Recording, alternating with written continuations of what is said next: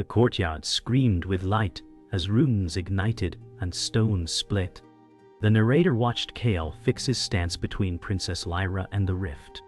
Lyra said, "Do not leave me." Kael said, "I was sworn to you." A black sigil bloomed like frost, and the air tasted of iron. Lord Malachar stepped through the shimmer with a smile that cut. Malachar said, "Every vow has a price." Kael raised his blade and hid the quake in his breath. Finn skidded in with a cracked grin and fear bright as glass. Finn said, "Next time we run first." Lady Cerys shouted a charm, and her voice shook like bells. The spell backlashed and hurled sparks across Lyra's gown. Lyra said, "Tell me I will live." Kael said, "While I breathe, you do." The rift roared, and a shadow hand closed on her sleeve. Kael stepped into the fire and chose love over safety. The narrator felt the prophecy move like a storm at sea. Somewhere beyond the walls, a lone horn answered fate. The narrator found quiet in the aftermath, but the stone still remembered heat. Kael wiped rain from his brow and hid the shake in his wrist. Lyra said, "You stepped into death for me." Kael said, "It was only a step." Finn laughed and the sound cracked. Finn said, "One step from legend or grave." Lady Cerys traced soot and frowned at the rune scars. Cerys said, "The ward line failed from within." Lyra touched the broken angel wing, and her breath hitched. Kael said, "We move before he returns." The horn far off answered again, softer now. The narrator felt the night lean closer, as if listening. Somewhere the prophecy turned a new page. They reached the inner library, where dust rose like prayer. The narrator watched shelves bow under grimoires that hummed. Lady Cerys said, "The prophecy names a heart kept in shadow." Kael said, "He thinks it mine." Lyra said, "He is wrong." A map of sigils burned faint on the table and traced a path to the moonwell. Finn said, "Wells are for coins and wishes." Cerys said, "This one takes vows." The door sighed as the wind pressed secrets through the seams. Kael touched the map, and the runes warmed his skin. He did not pull away. Lyra said, "You were not born to die for me." Kael said, "I was born after." The narrator felt a soft fear lace with hope. A mirror corridor split their shapes into pale ghosts. The narrator felt the palace breathe and count them. The glass ahead clouded, and a new face formed. Mira said, "Left is safer, which is why he waits there." Kael said, "Shapeshifters do not arrive for kindness." Mira laughed softly, and the sound carried knives. Lyra said, "Why help us?" Mira said, "Debts taste bitter." Finn inched closer to Kael and kept his hand near steel. Cerys said, "Truth has edges." The mirrors showed 6 futures, and none were kind. Kael said, "We take the hard right." The corridor darkened, as if the choice pleased the dark. They entered the Moonwell cloister, where moonlight pooled like milk. The narrator felt silence settle, soft and heavy. The basin held still water, and a thin ring of silver light. Lady Cerys said, "Name what binds you." Kael said, "Duty." Lyra said, "Not only duty." He met her eyes and flinched from the truth there. Finn said, "If anyone asks, I love soup." The well trembled at laughter and steadied. A broken sigil scarred the rim and matched the courtyard mark. Cerys said, "Malachar hunts the heart that unlocks this seal." Lyra said, "Then he hunts you." Kael said, "Let him come." The narrator heard wings in the dark beyond. Dawn bled across the cloister as the narrator counted the breaths between thunder and quiet. Kael checked the outer gate and masked the tremor that truth had placed in his hands. Lyra said, "If the heart is yours, it will not be taken." Kael said, "He will try until I break." Lady Cerys brushed chalk from the stone rim and frowned at hairline cracks that crept like frost. Cerys said, "The Moonwell listens when vows are spoken without fear." Finn said, "I can try speaking with less fear and more breakfast." Mira hovered in the arch and watched shadows change shape as if tasting them. Mira said, "He seated spies in the mirrors, not in the halls." Lyra stepped close to Kael and the air warmed despite the stone chill. The narrator felt the palace lean toward their heat, as if destiny had a pulse that could be heard. They moved through servant passages where the walls kept secrets in mortar. The narrator watched Kael mark turns with a cutter's notch that could be felt, not seen. Finn said, "If I get lost, tell my legend I died impressive." Lyra said, "Your legend will carry a mop." Mira said, "Left stairs are traced with listening dust." Saris cupped a charm, and the dust clumped like wet ash before falling. Saris said, "He hears less when asked politely." Kael said, "We reach the armory, and we leave this stone maze armed with choices." A bell tolled from a tower, and each strike arrived thinner than the last. The narrator felt time stretch between notes, like wire pulled too tight to hold. The armory opened like a hush, and the iron smell felt honest. The narrator watched rows of blades catch stray light like quiet stars. Kael said, "Take only what you can keep." Lyra chose a short sword and did not flinch at its weight. Finn said, "I claim the one that looks lucky." Saris unlatched a rusted chest and lifted a guard's crest that had seen wars. Saris said, "This was yours before you were born." Mira leaned on a pillar and studied Kael as if reading a future carved in bone. Mira said, "Your heart is not a door. It is a key that cuts back." Kael said, "Then I will learn its edges." The narrator felt a rumor of marching feet far beyond the walls. In the chapel of windows, the colored glass burned stories onto their skin. The narrator saw saints drown in ruby and gold, while blue drowned the floor in cold sea. Saris said, "The ward failed from within, so we will ask the within to answer." Lyra said, "If faith is a door, let it open now." Kael bowed his head because silence felt like armor. Finn said, "Do I bow sideways to split the odds?" Mira smirked and then stilled as a pain flickered with a face not theirs. Mira said, "He learns our light, and will break it."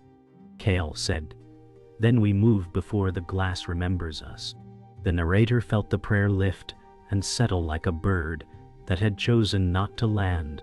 They reached the hidden sally port where ivy disguised the hinge and hope. The narrator tasted rain iron in the air and counted distant hooves.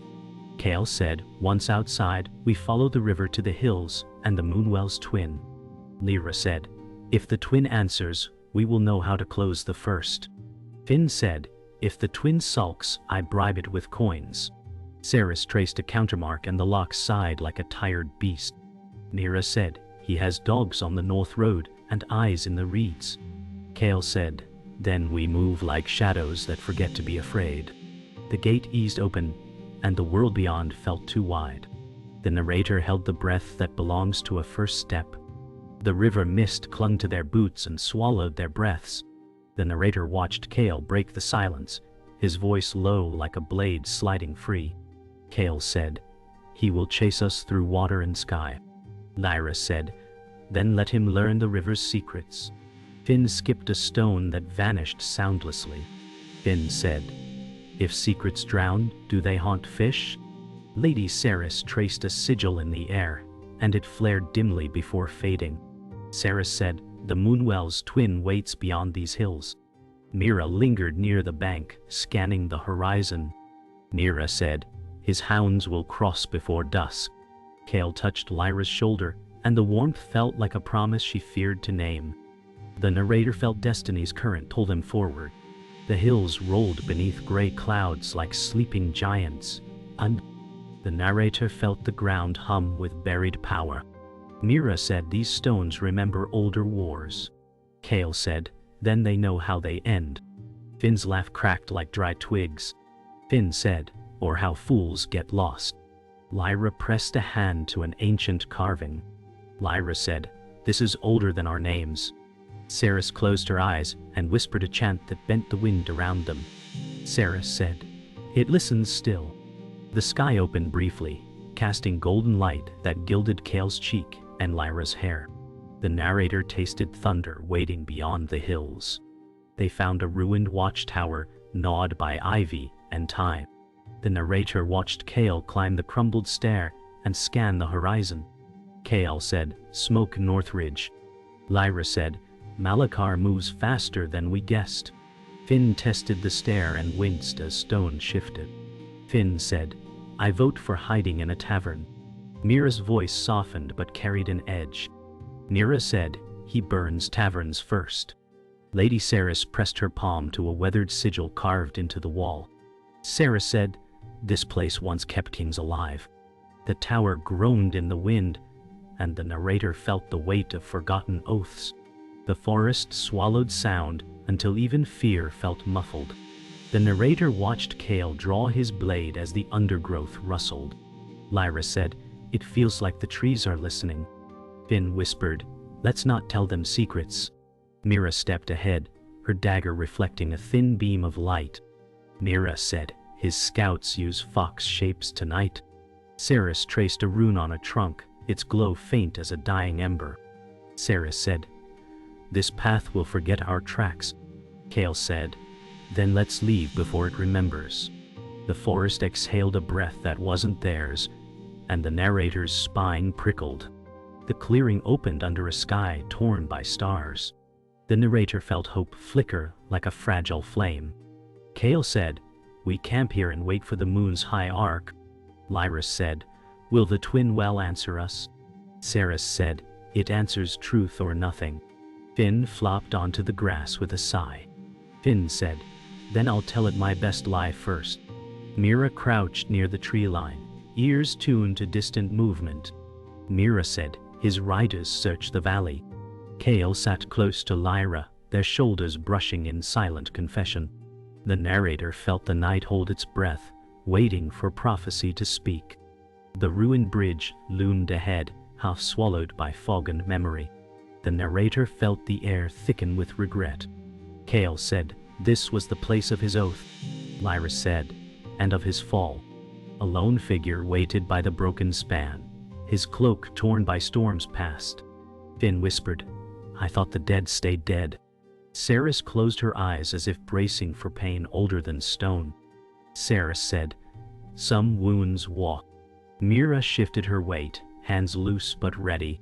Mira said, "Fallen heroes don't return for greetings." The figure turned, and the moon revealed a face once trusted. The narrator felt prophecy sharpen its edge. The wind carried the echo of battles lost. The narrator watched Kael step forward, blade low but steady. Darius said, "I warned you once, Kael." Kael said, "And betrayed us once more." Lyra's voice cracked, but held steel. Lyra said, "You loved our kingdom once." Darius looked at her, grief flickering. Darius said, "I loved you, and it was never enough." Finn muttered, "This is why I don't date heroes." Saris pressed her staff into the earth, runes glowing faintly. Saris said, "The bridge remembers its dead." Mira watched Darius' hands, searching for lies in their tremble. The narrator felt the world hold its breath. Lightning split the clouds as the bridge groaned. The narrator saw Kael and Darius circle like twin storms. Kael said, "You chose power over love." Darius said, "I chose survival." Lyra stepped closer, her voice breaking. Lyra said, "Then why save me once?" Darius hesitated, shadows playing across his jaw. Finn said, "Could we duel after breakfast instead?" Mira's blade whispered free. Mira said, "No one survives this polite." Saris whispered a ward, runes sparking across the stone. Saris said, "The bridge may fall before their hearts do." The narrator felt time fracture with the thunder. The clash of steel shattered the mist's silence. The narrator followed Kael's blade meeting Darius's in a shower of sparks. Lyra cried out as the bridge trembled beneath them. Finn darted forward, striking at a shadow beast that slithered from the chasm. Finn said, "Nobody told me about pets." Mira vaulted a crack and slashed the creature's tail. Saris anchored a rune that pulsed like a heartbeat. Saris said, "Hold the line." Darius locked eyes with Kael, regret and fury tangled. Darius said, I never stopped loving her. Kael said, then prove it. The narrator felt prophecy choose its champion. The battle's echo faded into the night as Darius fell to one knee. The narrator watched Kael lower his sword, chest heaving. Darius said, I can buy you time, but not victory. Lyra's tears mixed with the rain. Lyra said, you are still part of us. Darius shook his head, shadows devouring his outline.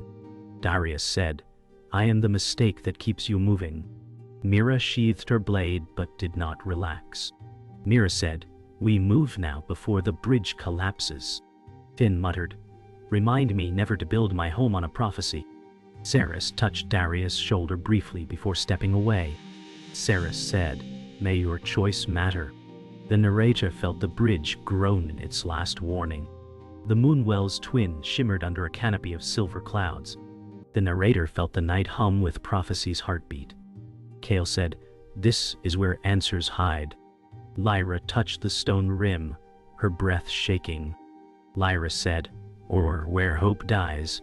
Finn flicked a pebble into the pool, grinning despite fear. Finn said, either way, I'm not swimming. Mira scanned the tree line, her eyes sharp. Mira said, his riders stalk the ridge. Lady Cerys murmured a chant that made the water's glow intensify. Cerys said, the well speaks truth only to those who risk their hearts. The surface shifted and formed an image that stole their breath. The narrator sensed destiny bend. The well's surface rippled, revealing a vision of a kingdom consumed by violet fire. The narrator watched Lyra gasp and step back. Lyra said, that's our future if we fail. Kael's knuckles whitened on his sword. Kael said, then we do not fail. Darius' voice, faint but clear, echoed from the water. Darius said, one must be broken to seal the rift. Finn's jaw tightened. Finn said, I vote for an alternate ending. Mira whispered, prophecies don't negotiate. Cerys placed a hand on Lyra's shoulder. Cerys said, the heart the villain seeks must bleed willingly. The narrator felt time tilt, reshaping fate's path. Thunder rolled overhead as Kael stared at the water's prophecy. The narrator felt his resolve waver and harden again. Kael said, if my heart ends this, then so be it. Lyra's voice cracked, trembling. Lyra said, don't decide alone. Finn said, we need plans, not noble suicide. Mira circled the clearing, eyes scanning the dark. Mira said, he's closer than you think. Cerys whispered a word under her breath, runes sparking faintly. Cerys said, we must choose quickly or lose the choice entirely. The wind shifted, carrying distant hoofbeats like a warning. The narrator sensed destiny quicken its pace. The ground trembled as Lord Malachar emerged from the trees, violet fire wreathing his hands. The narrator watched Kael step before Lyra. Malachar said, the well chose its heart long ago. Kael said, you'll take nothing from her. Lyra's fingers brushed Kael's back, silent and desperate. Finn raised his dagger, eyes hard. Finn said, I hate being right about danger. Mira whispered, shadows behind him, scouts. Cerys planted her staff, glyphs blazing bright. Cerys said, stand firm or be ash. Malachar's laughter cut the air, and the prophecy's thread pulled taut. The narrator felt the world tremble. The air split with the clash of spells and steel. The narrator saw Kael drive Malachar back, sparks spraying like stars. Lyra's voice broke as she whispered to the well. Lyra said, take my heart, not his. Kael roared, no. Finn darted to intercept a scout, his blade flashing. Mira cut down another shadow, her face unreadable. Cerys shouted a binding spell, the air vibrating. Malachar snarled, fate is mine to command. Kael struck, and the flames dimmed for a heartbeat. The narrator felt prophecy fracture, offering one narrow path to hope. The moonwell's light fractured into shards that painted the trees. The narrator felt the world tighten around a single choice. Kael said, this ends tonight. Lyra gripped his hand, trembling. Lyra said. Not if it ends you. Finn glanced at the tree line, his grin thin. Finn said, just once, I'd like a quiet walk. Mira circled wide, blade flashing like a promise. Mira said, his riders approach from the east. Lady Saris knelt, whispering an old prayer that bent the air. Saris said, the rift can be sealed, but not without cost. A distant horn split the silence. The narrator tasted lightning on the wind, as fate gathered its storm. The first wave of Malakar's scouts burst from the shadows, their forms half beast, half flame. The narrator felt Kael pivot and strike, steel ringing like a bell of defiance. Lyra said, behind you. Finn leapt, his dagger catching moonlight. Finn said, not today, Flameface. Mira vaulted a fallen branch and cut through a beast's throat. Saris raised her staff, runes spinning bright as suns. Saris said, hold your ground. The air burned with ozone and fire. Kael said, we make our stand here. The narrator heard the prophecy whisper between thunderclaps, naming victory and loss in the same breath.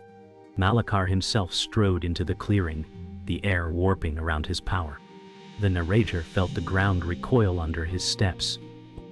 Malakar said, the heart beats for me alone. Kael said, you'll have it over my corpse. Lyra stepped forward, fire in her gaze. Lyra said, you fear love because it cannot be commanded. Malakar's eyes flashed cold. Mira said, we end this before dawn. Finn muttered, preferably before breakfast. Saris lifted both hands, chanting a binding older than the hills. The rift flickered overhead, widening. The narrator sensed a destiny straining at its seams. The clash of magic and steel turned night into a storm of sparks. The narrator watched Kael and Malakar lock blades, their faces inches apart. Kael said, you were never stronger, only crueler. Malakar snarled, cruelty survives where kindness dies. Lyra whispered a prayer to the well and stepped closer. Finn dove under a flaming strike to slash a scout. Finn said, we're overdue for a miracle. Mira darted behind Malakar, her blade grazing his side. Saris shouted, now Kael. The rift roared above, tearing sky and stars. The narrator felt the prophecy reach its boiling point. Kael stood over the fading light of Malakar's power, chest heaving. The narrator felt silence swallow the battlefield. Malakar staggered, hatred faltering into disbelief. Malakar said, you would trade your life for hers. Kael said, without her, it's no life. Lyra pressed her forehead to Kael's shoulder, tears glimmering. Finn exhaled shakily. Finn said, we're alive. Mostly. Mira scanned the horizon, muscles taut. Mira said, this is not done. Saris lowered her staff, her face lined with both relief and sorrow. Saris said, the rift sleeps, but the prophecy waits. The narrator felt the stars lean closer, listening. The dawn spilled gold across the scarred clearing. The narrator felt the earth sigh, relieved yet uncertain. Kael steadied Lyra as she rose, their shadows entwined. Lyra said, it's over, isn't it? Kael said, the rift sleeps, but dreams can wake. Finn kicked a charred branch and winced. Finn said, let's not give it alarm clocks. Mira stood at the edge of the trees, her blade lowered, but eyes alert. Mira said, Malakar's whispers linger. Lady Saris traced a final rune in the soil, sealing their path. Saris said, destiny bends, but it never breaks. The narrator tasted promise on the morning wind. They followed a winding trail toward the hills, silence carrying both grief and relief. The narrator watched Kael glance at Lyra with unspoken words. Lyra said, your choice saved us. Kael said, our choice saved us. Finn swung his dagger idly and whistled. Finn said, I'm retiring from heroics. After lunch. Mira walked behind, her gaze distant. Mira said, fate may yet call. Saris tapped her staff softly against stones. Saris said, prophecies seldom retire. The wind stirred the grass like whispered applause. The narrator felt the world shift into fragile peace. At a small village by the river, bells rang faintly. The narrator felt relief ripple outward like sunlight on water. Villagers peered from doorways, hope dawning in wary eyes. Lyra said, "They'll rebuild." Kael said, "They'll need leaders who have seen darkness." "I know all." Finn accepted bread from a child and grinned. Finn said, "Best reward yet." Mira leaned against a post, watching shadows in alleys. Mira said, "Darkness never vanishes, only hides." Ceres blessed the villagers, her voice soft but steady. Ceres said, "May their days be longer than their nights." The narrator felt life returning. They camped that night beneath an endless sky of stars. The narrator watched Kael stare into the fire, lost in thought. Lyra brushed his sleeve gently. Lyra said, "You still fear tomorrow?" Kael said, "I fear losing what tomorrow holds."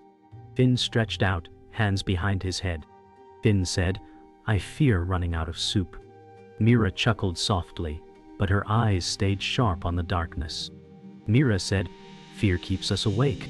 Ceres sipped tea, the steam curling like ancient sigils. Ceres said, "And awake, we endure." The stars shimmered, as if listening. The narrator felt peace hover like a fragile spell. The next dawn rose over the valley, painting the world in rose and gold. The narrator felt time pause as Kael and Lyra stood at a cliff's edge. Lyra said, "We are changed." Kael said, "We are found." Finn yawned loudly, breaking the solemnity. Finn said, "Breakfast?" Mira's smile flickered, rare and fleeting. Mira said, "Let them savor this." Ceres raised her staff one final time, tracing a circle in the air. Ceres said, "Let love guard what swords cannot." A soft breeze carried the echo of prophecy undone. The narrator knew their story would linger beyond the horizon.